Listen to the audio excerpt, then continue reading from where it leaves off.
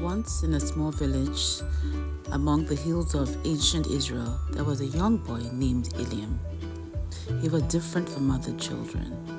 His heart was tender, yet filled with an unshakable longing to witness the miraculous works of God. His days were spent in the quiet company of the elders who often spoke in hushed tones of the great prophets who walked the earth. One day, as Eliam wandered through the village forests, he heard a voice like any other. It called him to go to the Jordan River.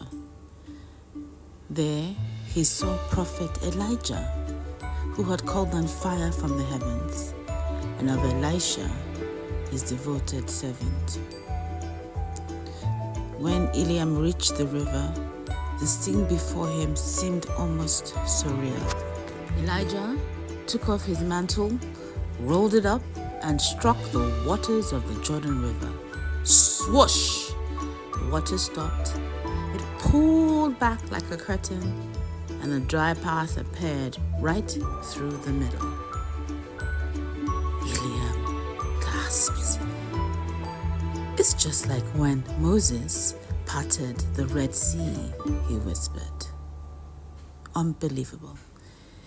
Elijah and Elisha walked across the dry riverbed, while Eliam, filled with a deep sense of wonder and awe, followed them from the riverbank. His heart pounded with a mixture of fear and reverence. Elijah and Elisha reached the far side of the Jordan. They turned to face Eliam.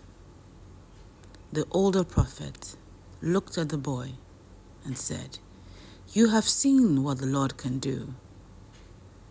Do not forget, young one, that the power of God is not confined to the mighty or the old, but to those who seek him with a pure heart." The prophet turned to his servant. "Tell me, my son, what can I do for you before I leave you?" Without hesitation, Elisha replied, "Papa, please, I would like a double portion of your anointing." The next two events also forged Eliam's destiny. Almost immediately, chariots of horses descended from the skies and took Elijah up as a whirlwind. Eliam blinked. Elijah was gone. The kind father, remembering his son's request, dropped his mantle to the earth. As the tears rolled down Elijah's eyes and his eyes pounded with heaviness, he picked up the mantle of his master, walked back to the Jordan River, prayed to the God of his father, and struck the Jordan. And swoosh! Once again, the waters parted. Incredible, unbelievable. The servant had now become the master. Elijah's final miracle became Elisha's first miracle. Elisha turned now to Eliam, his eyes radiating with the same authority as from Elijah. Eliam knew that he would also become a prophet. His heart never forgot the day when the waters of the Jordan parted before him twice. And now to a quiz. Please put your answers in the comment boxes. First question. What was the name of the river that was parted? A. Nile, B. Jordan, C. Tigris, D. Kishon.